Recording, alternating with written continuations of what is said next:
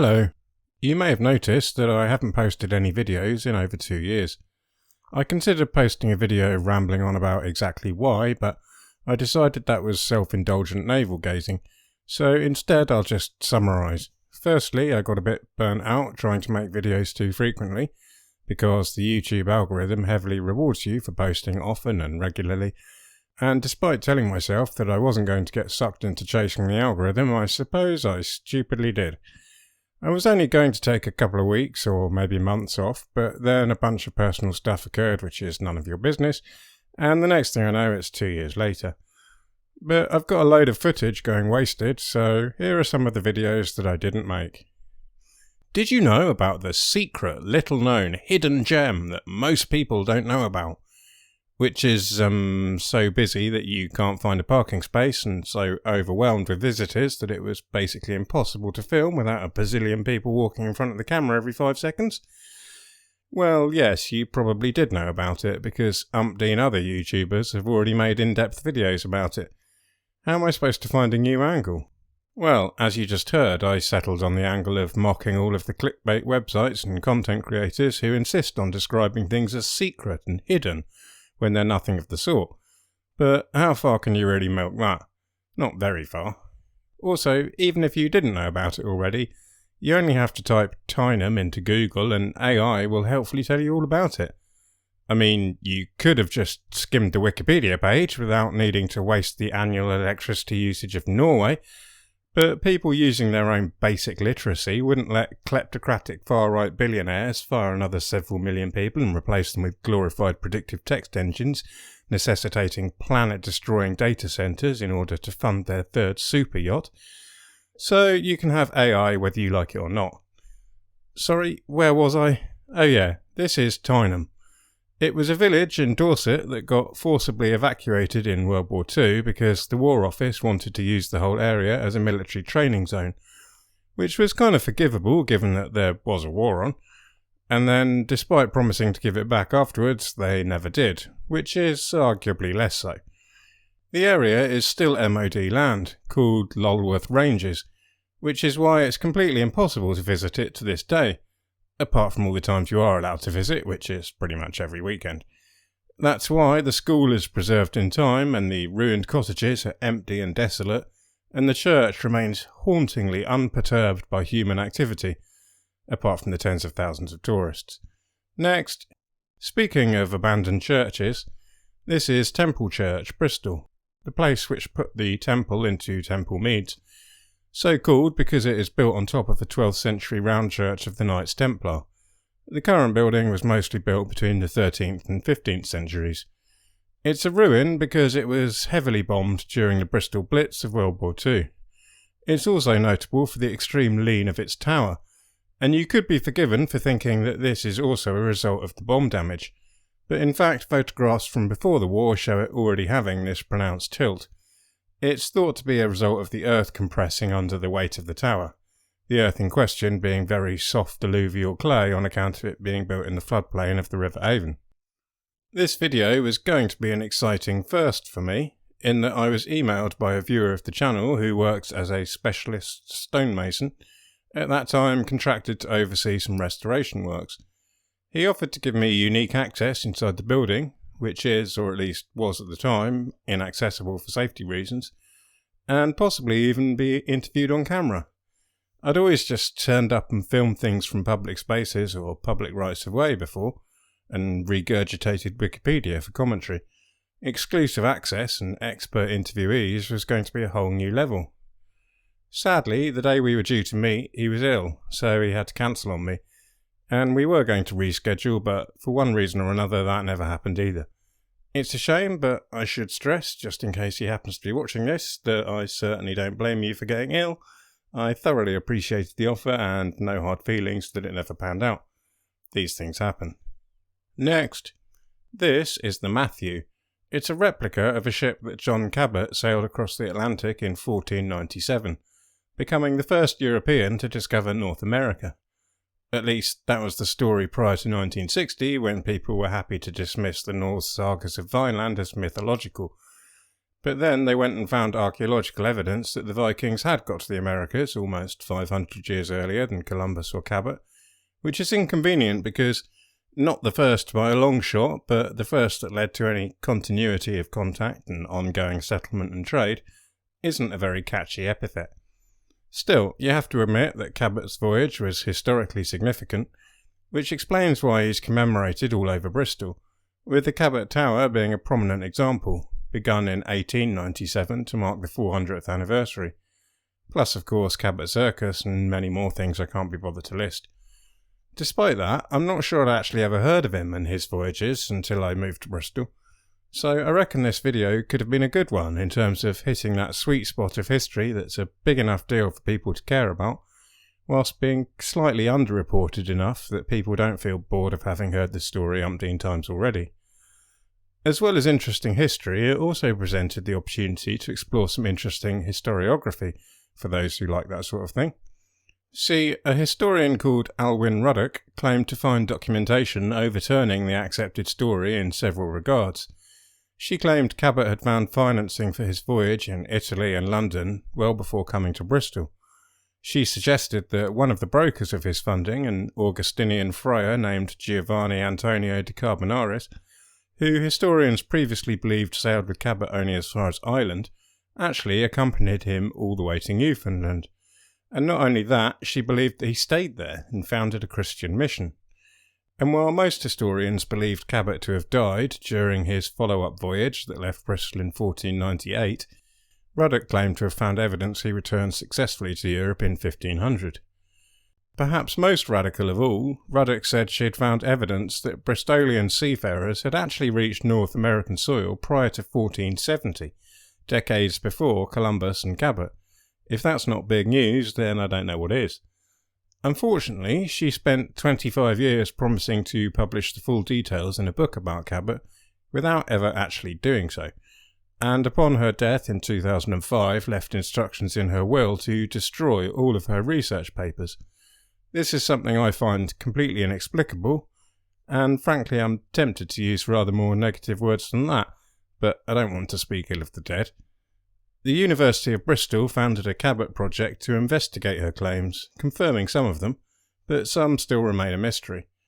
I thought it could be cool to get in touch with them and maybe present some genuinely cutting-edge historical research on this channel, but I'm a nobody with no academic affiliation and a pretty tiny subscriber count, so I felt a bit too sheepish to do so, although I did keep filming the Matthew just in case one day I worked up the courage.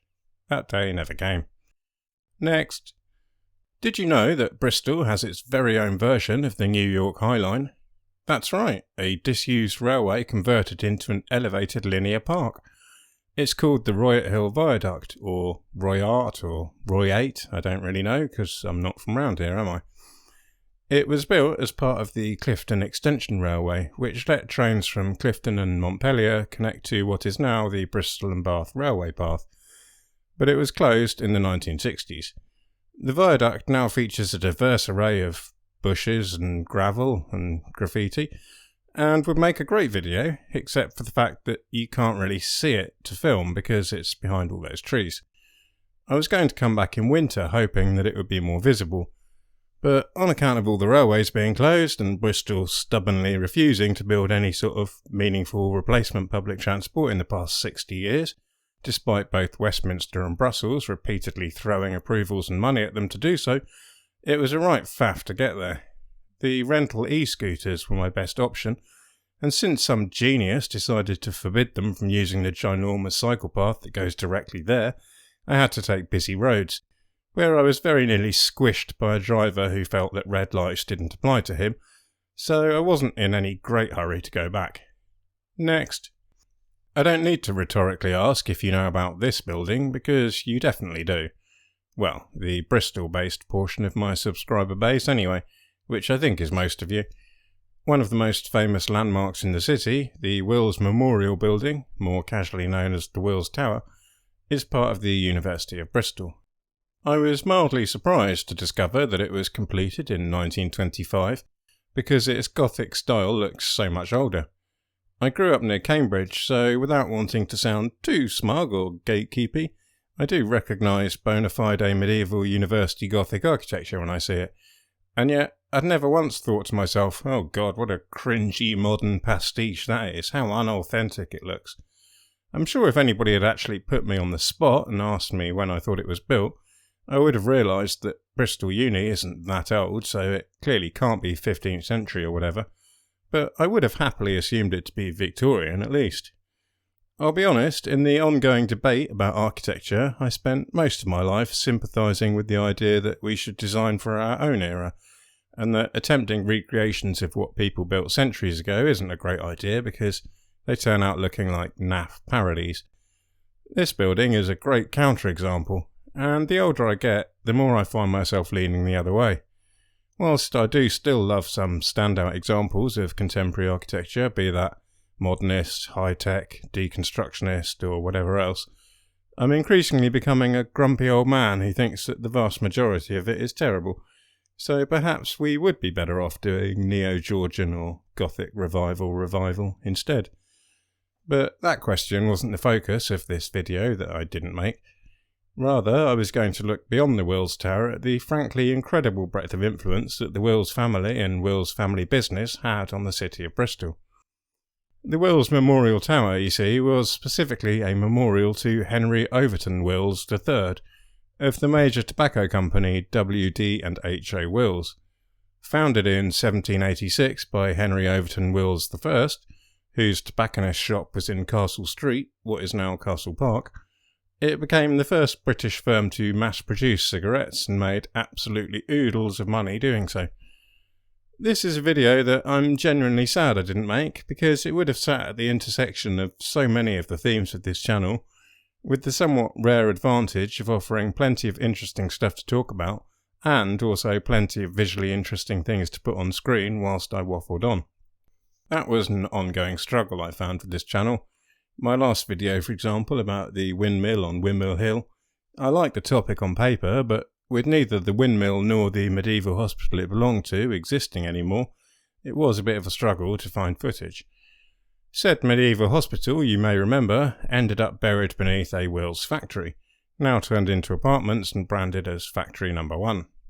This factory was superseded by another red brick affair in Southville, since rejuvenated by architect and former Bristol Mayor George Ferguson, to host a theatre, cafe, bar, offices and so forth. Opposite that is a former cigar factory and a fire station which I believe was built specifically by and for the tobacco factories. These were once the dominant employer in the area, with thousands of men and women working there, at one point up to 40% of the local population, offering plenty of scope for social history.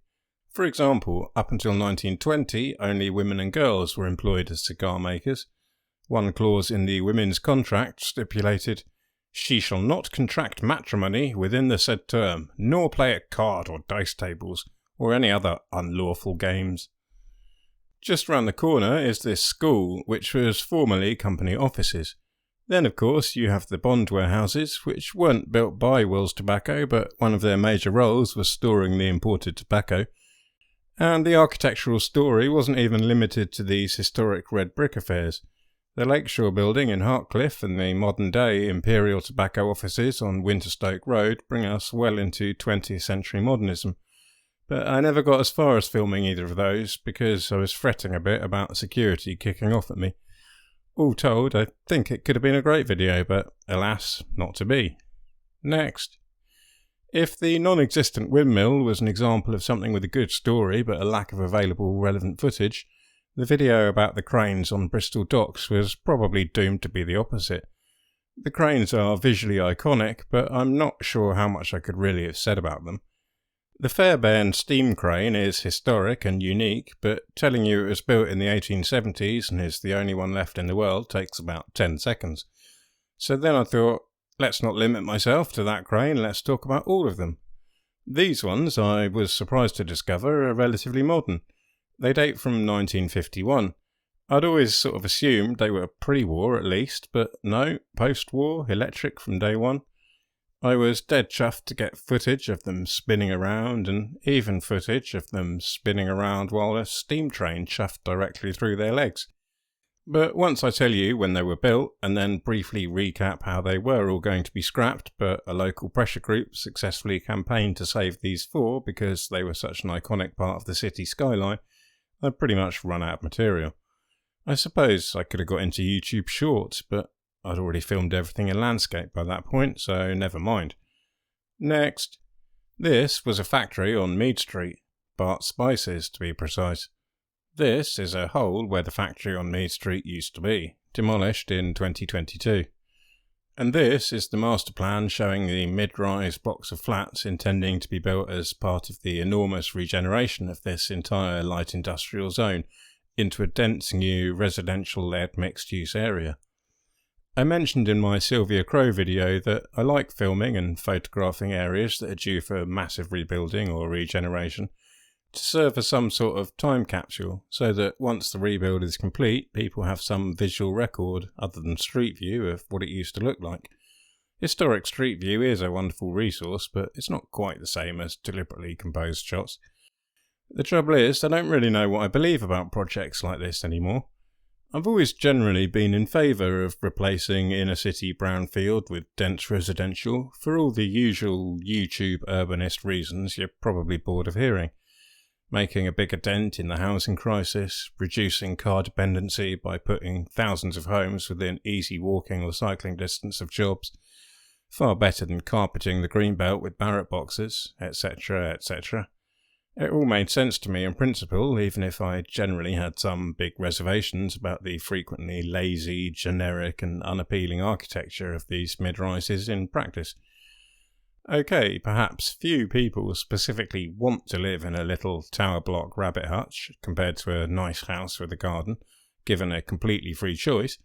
But if it's a choice between the little rabbit hutch to call their own versus an HMO with the landlord cranking up the rent every 5 minutes, I know I'd prefer the former. And okay, maybe they're not ideal for families, but for childless 20-somethings with no interest in gardening, what's the problem? Stop with all this NIMBY-ish hysterical hyperbole about mini Manhattan just because it's poxy 12 stories high, and let's get some bloody homes built, is what I used to confidently think. But I'm not quite so confident in that anymore. The aforementioned stereotypical YouTube urbanist always vaunts the density of these schemes, but they really don't deliver as much density as you might think. To avoid their developments looking too much like Kowloon walled city, architects always decide to set their mid-rise and high-rise towers spaciously far apart, immediately giving up most of the density achieved by building two. Because none of the flats have private outdoor space per se, the developers aim to compensate by creating communal gardens, pocket parks, or other supposed public spaces, which are more often actually quote-unquote public spaces, delivering essentially none of the benefits of genuine public space. Try holding a political protest, an impromptu music jam, or a game of football, or whatever else you might do in a proper park, in one of these little plazas attached to these schemes, and see how quickly the security come over to tell you that you can't do that. I've even been chased away just for doing a spot of photography. They tend to end up charmlessly deserted, or at best just another space for capitalist extraction, colonised by the tables of the cafes and coffee shops inhabiting the ground floor of these mixed-use buildings, a pseudo-public space that you can't actually use unless you're prepared to spend £6.50 on an artisan Americano. In most cases, the end result is a master plan which upsets all of the people who hate mid to high-rise buildings, in this case severing the views of central Bristol from Victoria Park, while delivering no more density at all than traditional terraces of 4-storey mansion blocks with back gardens would have done. The other big problem is that the whole chain of inner-city density logic was founded on people needing to be within easy commuting reach of their jobs, an assumption that's somewhat less true post-pandemic than it used to be. Now, I do realise that not everybody can do their job remotely, and even people who can still enjoy being walking distance from shops and restaurants, theatres and cinemas, and all the other amenities of a city centre. So a shift to remote work doesn't entirely destroy the logic, but it does at least dent it. Maybe I'm guilty here of being unduly biased by my own circumstances, because the fact is, I realised at some point last year that I'm paying through the nose to live in a cramped and noisy flat, which I selected when I first moved to Bristol, almost entirely because it was within walking distance of my office. And yet, ever since the lockdown 6 years ago, I've been to the office 2, maybe 3 times. So, a couple of months ago, I moved to Devon. Which is the main reason the Mead Street video won't ever happen. I filmed the before, but I'm no longer in town to film the during, let alone the after. And of course, this is the main reason none of the other aforementioned videos are going to happen either. In deference to my mostly Bristolian subscriber base, I decided it was probably best to cut the 1,000-word rant about all the ways Bristol was making me miserable, but I won't pretend to be sad about leaving either. I feel in such a better place now, both literally and metaphorically, that I've even regained the appetite to make videos again. Of course, given that mostly Bristolian subscriber base, and the analytics clearly showing me that the Bristol videos consistently outperformed the elsewhere in the West Country videos, I'm not terribly convinced anyone will want to watch the new things I may upload in future. To be honest, I'm not even sure what kind of videos I want to make anymore. On the one hand, I definitely don't want to fall into chasing the algorithm again, but on the other hand, I wouldn't mind some of that sweet ad revenue to cushion the seemingly inevitable blow of losing my job to a glorified predictive text engine. We'll just have to see. But anyway, hopefully at some point in 2026 I'll have a new video or two for anyone left out there who's still interested. Cheers!